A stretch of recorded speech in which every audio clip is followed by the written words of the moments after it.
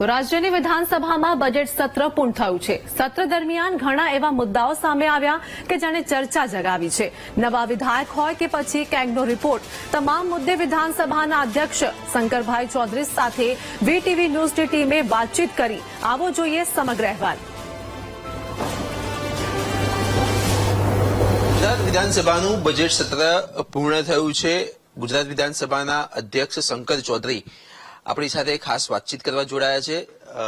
Shankarbhai, VTV ન્યૂઝમાં આપનું સ્વાગત છે। બજેટ સત્ર હમણાં જ પૂરું થયું છે, કઈ રીતે જોવો છો આખા સમગ્ર બજેટ સત્ર તમે એક અધ્યક્ષ તરીકે? રચનાત્મક રહ્યું, પ્રોડક્ટિવિટી વાળું રહ્યું અને બજેટનું વોલ્યુમ છે એ ખાસું મોટું થયું પ્રજા માટે। 2002માં જ્યારે મોદી સાહેબ પહેલી વખત મુખ્યમંત્રી બન્યા તે વખતે બજેટનું કદ 30,000 કરોડનું હતું ગુજરાતનું, અને ગુજરાતની આઝાદીને 5 દાયકા વીતી ગયા હતા ત્યારે 30,000 કરોડ પહોંચ્યા હતા, અને છેલ્લા 20 વર્ષની અંદર એ 30,000 કરોડમાંથી આજે 3,70,000 કરોડ કરતાં પણ મોટું થયું। એટલે 10 ગણા કરતાં પણ મોટું વોલ્યુમ માત્ર 20 વર્ષના સમયગાળામાં આજે, અને એ બજેટ આજે માન્ય ભૂપેન્દ્રભાઈ પટેલે રજૂ કર્યું। એટલે ગુજરાતના વિકાસ માટેનો જો બેઝ, મજબૂત પાયો એ તે વખતના તત્કાલીન મુખ્યમંત્રી નરેન્દ્રભાઈ મોદી સાહેબે જે રાખ્યો હતો તેના ઉપર એક ખૂબ સારી વિકાસની ઇમારત એ અત્યારે ભૂપેન્દ્રભાઈની સરકાર અને વિધાનસભા એ સાથે મળીને આ બજેટ જે પાસ કર્યું છે, હું માનું છું કે એક ભવ્ય ગુજરાતના નિર્માણની શરૂઆત એ થઈ રહી છે। શંકરભાઈ, વાત કરવામાં આવે તો ગુજરાત વિધાનસભા બજેટમાં પક્ષ હોય કે વિપક્ષ હોય, રાજકીય વાતો પણ થઈ, અન્ય મુદ્દાની પણ વાત થઈ। એક અધ્યક્ષ તરીકે તમે કઈ રીતે બધું સંતુલિત કર્યું, બેલેન્સિંગ કઈ રીતે કર્યું આખી ઘટનામાં? કેમ કે અનેક મુદ્દાઓ હતા જે રાજકીય પણ હતા, બિન રાજકીય પણ હતા। મોટાભાગે અહીંયા રાજકીય ચર્ચાઓ તો બહુ ઓછી થતી હોય છે, ભાગ્યે જ કોઈ કોમેન્ટ કરે તો તેના જવાબ પ્રત્યુત્તર એકબીજા કરતા હોય, પરંતુ આ એક સંવાદની પ્રક્રિયા છે વિધાનસભા છે તે, એટલે સંવાદ માટેનું પ્લેટફોર્મ છે। મારી ભૂમિકા જે છે બધાને કોઈ વિસંવાદ થયો હોય તો સંવાદની તરફ લાવવા માટેનો મારો પ્રયત્ન હોય, અને કોઈને વાત કરીએ કે આ પ્રમાણે ન કરીએ, આ પ્રમાણે કરીએ, અને બધા માનતા હોય છે। એ જગ્યા ઉપર જ્યાં હું બેસું છું તે આમ તો જોઈએ તો વિક્રમાદિત્યના સિંહાસન જેવી બાબત છે કે ત્યાં બેસીને કોઈ વાત કરે છે તો એનું માન સન્માન રાખવું એ તમામ માન્ય ધારાસભ્યશ્રીઓ રાખતા હોય છે, અને ટકોર કરીએ તો કોઈ ખોટું નથી લગાડતા હોતા, એ માને કે આપણા હિત માટે છે અને રાજ્યના હિત માટે છે, અને ત્યાંથી જે પણ નિર્ણય કરતા હોય તટસ્થ ભાવે એની પણ એક અસર હોય છે। વાત કરવામાં આવે તો બજેટ સત્રમાં એવા પણ અનેક ધારાસભ્યો જોવા મળ્યા હતા કે જેઓને તમે સીધી ટકોર કરી છે, નિયમોને લઈને હોય અથવા તો ચાલચલકતને લઈને હોય અથવા તો ગૃહમાં મોબાઈલ કે કોઈ પણ ગેજેટ વાપરવા બાબતે હોય। સિનિયર જે ધારાસભ્યો છે તેઓને પણ તમે ટકોર કરી છે। લાગે છે કે ધારાસભ્યો બધા જે વિધાનસભાના જે નિયમો છે એને હળવાશથી લઈ રહ્યા છે અને અધ્યક્ષે વારંવાર ટકોર કરવી પડે? નહીં, વારંવાર નથી કરવી પડી, 2-4 વખત થઈ છે। તેના સિવાય બધી વિધાનસભામાં 2-4 વખત ટકોર કરવી પડી હોય, બાકી બધું નિયમ પ્રમાણે બહુ સરસ ચાલ્યું। તો આપણે કેમ વારંવાર ટકોર કરવી પડે? તો 2-4 વખત થઈ હોય, આખું મહિનો ભરી સત્ર ચાલતું હોય તો તેમાં ક્યારેક હળવાશ આવી ગઈ હોય ક્યાં, તો એ વખતે કહ્યું હોય કે આ નિયમને પુનઃસ્મરણ યાદ કરાવવું પડે। બાકી માન્ય ધારાસભ્યશ્રીઓએ ખૂબ ડિસિપ્લિન સાથે શાસક પક્ષ ને વિપક્ષ બંને નિયમનું પાલન કરીને ખૂબ સારી ડિબેટ કરી, ખૂબ સારો સંવાદ કર્યો, અને રાજ્યના હિત માટે તેમણે અનેક ચર્ચાઓ, અનેક નવા વિષયો મૂક્યા કે જેથી પ્રજાલક્ષી કામ કરી શકાય। બિલની બાબતમાં પણ 11 જેટલા બિલો વિધાનસભાની અંદર, એટલે બિલ એટલે કાયદો બનાવવાની જે પ્રક્રિયા હોય છે તે, એ 11 જેટલા બિલો પાસ થયા। એમાં 3 નાણાકીય બિલો સિવાય બાકીના સરકારના જે સરકારી જે વિધેયકો હતા તે પણ પાસ થયા। આનંદની બાબત એ છે કે એમાં ઘણા બધા બિલો સર્વાનુમતે નિર્ણય થયો કે વિધાનસભાના તમામ ધારાસભ્યશ્રીઓએ સર્વાનુમતે એક મત બનીને રાજ્યના હિત માટે કાયદો બનાવવાનું ખૂબ ચર્ચાને અંતે પછી સર્વાનુમતે નિર્ણય કર્યો. તેવું જ પ્રશ્નોત્તરી કાળમાં પણ સરેરાશ 10 કરતા વધારે પ્રશ્નો, એટલે આ પણ એક બહુ મોટી બાબત છે. અનેક પ્રજાના પ્રશ્નોનો ઉકેલ કરવાનું કામ એ ત્યાં હાજરીમાં થઈ શક્યું, બધાની હાજરીમાં થઈ શક્યું. બજેટ ઉપરની ચર્ચા હોય, માગણીઓ ઉપરની ચર્ચા હોય, તેમાં પણ ઘણા બધા પ્રશ્નો એમણે લીધા અને એ પ્રશ્નોને પોઝિટિવ રાજ્ય સરકારે લીધા. મુખ્યમંત્રીશ્રીએ પણ આ બધી બાબતોને ખૂબ રચનાત્મક રીતે લીધી. એટલે વિપક્ષ કે છે એટલે નહીં કરવું એવું નહીં. એ વિપક્ષ હોય કે શાસક પક્ષ હોય, પ્રજાનો પ્રશ્ન છે તો એમને વાત આવી, ધ્યાનમાં આવી કે બરાબર છે તો એનો ઉકેલ કરવા માટેનું પોઝિટિવ એટીટ્યુડ એ ખૂબ સારી બાબત છે રાજ્ય સરકાર તરીકે. માન્ય મંત્રીશ્રીઓએ પણ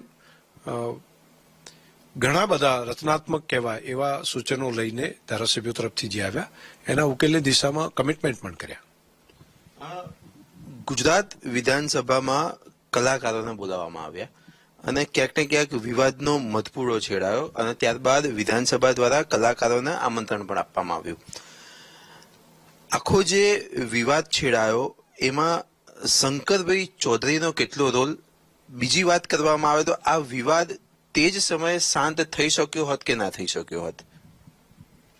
એ તો મને ખબર નહીં. હું અત્યારે રાજનીતિના લાઈવ કોઈ પાર્ટી પોલિટિક્સની અંદર નથી, એટલે હું એનો જવાબ રાજકીય રીતે ના આપી શકું.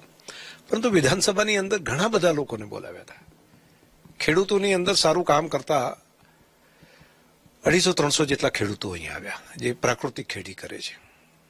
તો બધા ખેડૂતો કદાચ નહીં આવી શક્યા હોય, આખા રાજ્યના ખેડૂતો ના આવે, બધા જિલ્લામાંથી ના આવી શકે, બધા વર્ગમાંથી કદાચ ના પહોંચી શકે, પરંતુ પ્રાકૃતિક ખેતી કરતા હોય તે ખેડૂતો આવ્યા, તેમાં કોઈ વિવાદ નહોતો. એડવોકેટ બાર એસોસિએશન છે હાઈકોર્ટના, એ બધા આવ્યા, બધી અલગ અલગ કોર્ટોમાંથી આવ્યા, તો પણ બધા કઈ આખા રાજ્યના બધા નહીં આવી શક્યા હોય.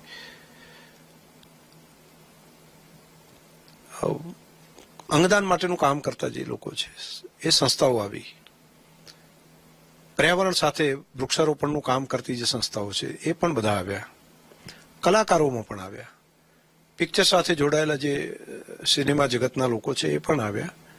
અને બાકી નીચે ભવાઈ સાથે જોડાયેલા ગ્રામીણ કક્ષાએ કામ કરતા જે કલાકારો હતા એ પણ અહીં આવ્યા. તે સિવાય શિક્ષણ સાથે, ઉદ્યોગ જગત સાથે, પ્રજા જીવનના અલગ અલગ વર્ગમાંથી લગભગ હજારોની સંખ્યામાં લોકો આવ્યા. અને પહેલા દિવસથી કરીને છેલ્લા દિવસ સુધી અલગ અલગ ક્રમશઃ બોલાવતા હતા.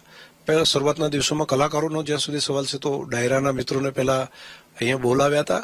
કોને બોલાવવા, શું બોલાવવા, એ તો નિર્ણય ત્યાંથી નીચે સરકાર કોઈને કામ સોંપતી હોય કે ભાઈ કોને કોને બોલાવવા, તો એ નીચેની ટીમ ત્યાંથી એ નક્કી કરે. બધા કલાકારોને કદાચ એક સાથે ન બોલાવી શકે. પહેલા નક્કી કર્યું હશે કે માસ પ્રમાણમાં જ્યારે રંગભૂમિ દિવસ હશે તે દિવસે બધાને બોલાવશું. અત્યારે ડાયરાના મિત્રોને બોલાવીએ, પછી પિક્ચર સાથે જોડાયેલા મિત્રોને બધાને બોલાવીએ. તો એ પ્રમાણે બોલાવ્યા. તો કોઈ રહી ગયા હોય ન એવું જે વાત છે તો એવું થઈ શક્યું હોય. કદાચ ગેપ, કોમ્યુનિકેશન ગેપ હોય, અથવા તો એવું લાગ્યું હોય કે અમને પિક્ચર સાથે બોલાવવા કે ડાયરા સાથે બોલાવવા, તેવું જ હશે. બાકી કોઈ ભાવ પણ ના હોય, સરકારનો કોઈ ભાવ ના હોય કે મારા તો એ ભાવ ના હોય. મારા માટે તો રાજ્યની તમામ પ્રજા જીવનના બધા લોકો દરેક ફિલ્ડના સમાન ભાવ જ હોય. શંકરભાઈ, ગુજરાત વિધાનસભાનું સત્ર જ્યારે પણ શરૂ થાય ત્યારે વિપક્ષ દ્વારા ફક્ત એક જ માંગ હોય છે, સત્રની શરૂઆત થવાની હોય ત્યારે અને સત્ર શરૂ હોય ત્યારે, કે અમને બોલવાનો મોકો મળતો નથી, અમને પૂરતો સમય મળતો નથી.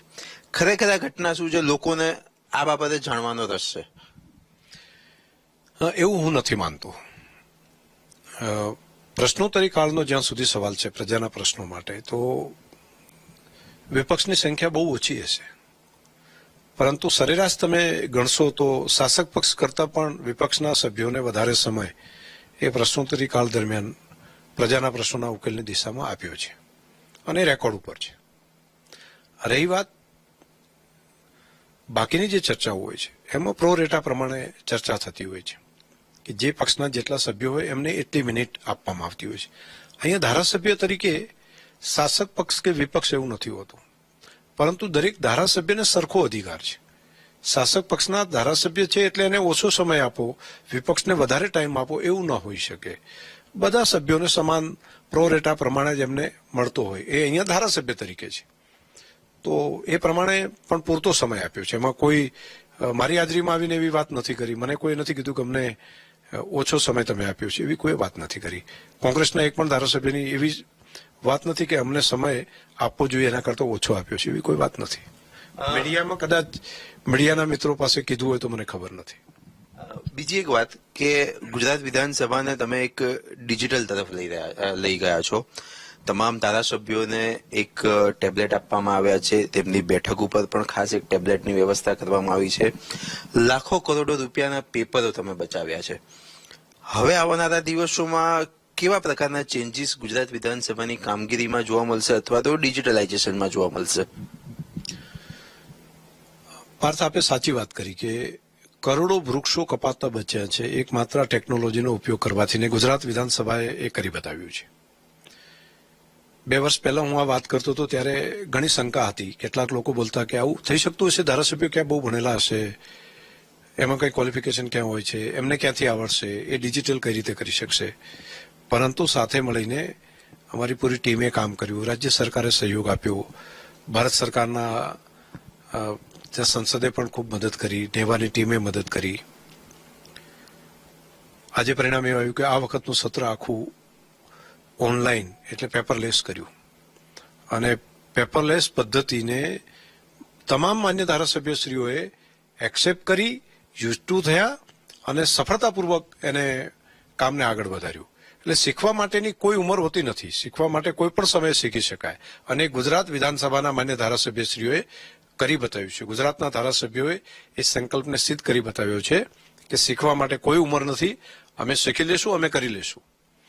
તો આજે આ વખતે તમે જોયું હશે કે એક પણ ક્યાંય ગેપ પડ્યા સિવાય બધું કામ ઓનલાઈન ધારાસભ્યશ્રીઓએ ટેબ્લેટ ઉપર જ પોતાના ઘેર હોય, પ્રશ્ન નાખવાની બાબત હોય, પ્રશ્ન આપવાની બાબત હોય, કે ત્યાં પ્રશ્ન પૂછવાની કે જવાબ આપવાની મંત્રીશ્રીઓની બાબત હોય, કે માન્ય મુખ્યમંત્રીશ્રીનું સંબોધન હોય, બધું ટેબ્લેટ ઉપર એમણે કર્યું. અંતિમ પ્રશ્ન, બજેટ સત્ર તો પૂર્ણ થઈ ગયું છે. હવે આવનારા દિવસો અને મહિનાઓમાં ચોમાસું સત્ર આવશે. શંકરભાઈ ચૌધરી ક્યાં હશે? વિધાનસભાના અધ્યક્ષ તરીકે જોવા મળશે કે પછી મંત્રીમંડળમાં જોવા મળશે? હું અહીંયા છું, એમાં તો આપને કોઈ વાંધો છે પાર્થભાઈ? હજુ ઘણું કામ અહીંયા કરવાનું બાકી છે. પ્રજાને લોકશાહીના મૂલ્યો છેક નીચે સુધી પહોંચે તે માટેનું લોક શિક્ષણનું ખૂબ મોટું કામ હજુ કરવું પડશે.